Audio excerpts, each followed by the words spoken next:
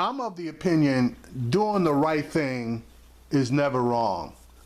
And I feel like I need to keep this story rolling because it's just the right thing to do.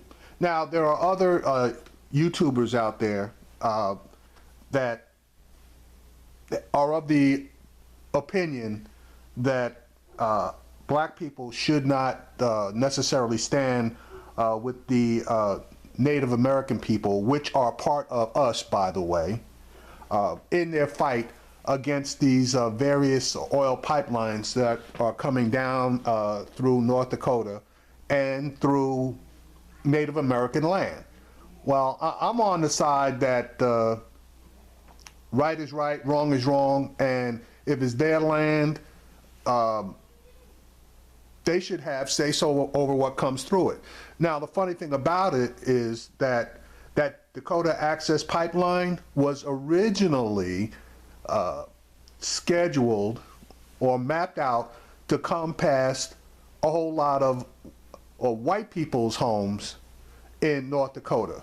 And they put up a big fuss, and then, like magic, new plans are drawn up, and now the pipeline has to come down through Native American land. Well, again, right is right and wrong is wrong, and in my opinion, that was wrong. Now, they also fast-tracked this thing, and they didn't even do all of the environmental impact studies that were quote-unquote required for that pipeline to go through. Now, President Obama should have shut this thing down and killed it, period, but he didn't.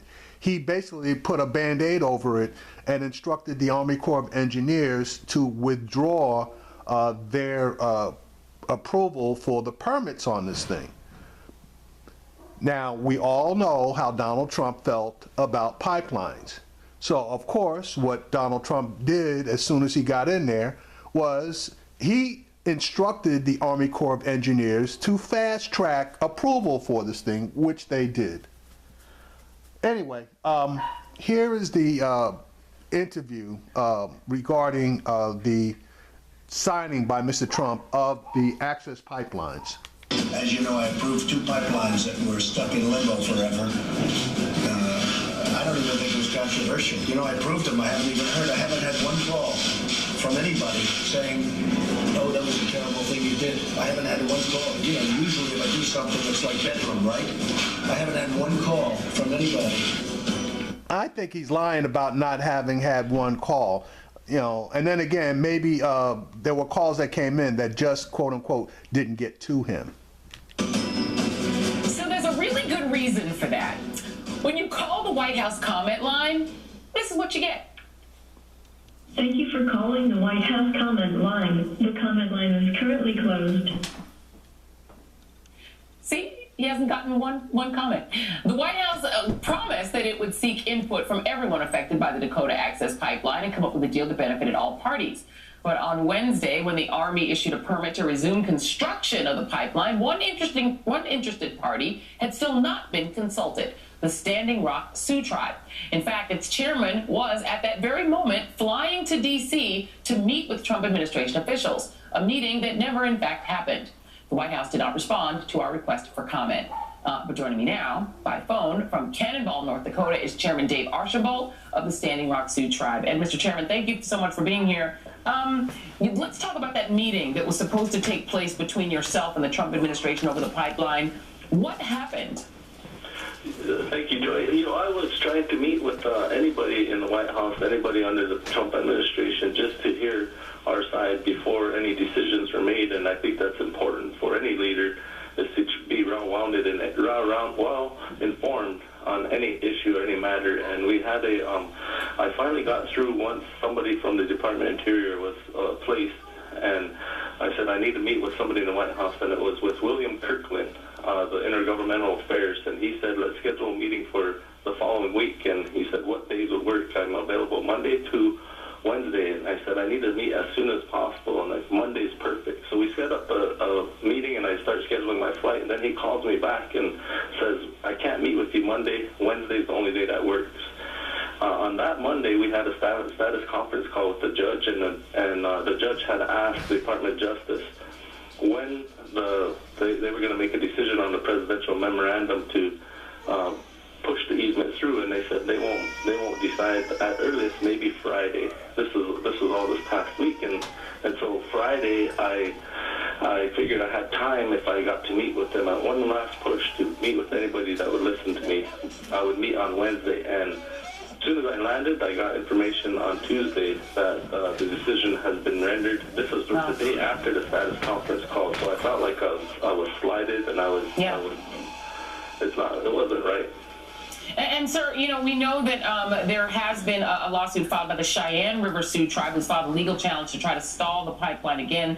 They have a hearing on their request for a temporary injunction on Monday. This is the statement from Energy Transfer Partners on the legal challenges to the pipeline. They made the statement on Thursday. They said, we've started the drill to go beneath Lake Oahe. We look forward to having the pipeline in service in approximately 83 days. What is the status of your legal challenge, and is it connected to or joined to the Cheyenne River Sioux tribe suit? So we have to be really cautious and careful. You know, this without hearing our side, the administration not knowing really what's going on. The Corps of Engineers knew exactly what they were doing. The Department of Army, they started drafting a 110-page memo in response to anticipating some temporary restraining orders coming forward. So they submitted that to the judge, and this 110-page memo outlines what they've done, and they anticipated our argument. So what the Cheyenne River Sioux tribe done was they filed a temporary restraining order on the basis of freedom of religion, which doesn't take away from what we're going to do, is file a summary judgment based off of the environmental review and treaty rights. So we are going to join Cheyenne River Sioux tribe, and I'm pretty sure they will join us with this summary judgment. But we're looking for an expedited schedule so that it would resolve all these issues before the pipeline goes through. And you know, it's unfortunate that no one wants to hear us, and they have to try to use the judicial system when the history shows the judicial system is never favorable when it comes to Indian country. Yeah, absolutely. And very quickly, last question. There's a statement that was issued by the Standing Rock Sioux asking people not to come to Standing Rock and instead exercise their First Amendment right to take the fight to your respective state capitals into Washington, D.C. So are you saying you do not want more protesters to come to Standing Rock? Right now, where the camp is, it's in a floodplain, and what we're concerned about is safety of people. And as people come, it's going to be very hard to clean the area. We do not want to be the contaminators of the river, so we're working very hard to clean where the camp was, and it will complicate things if people start moving in that same space again, especially with the threat of a flood.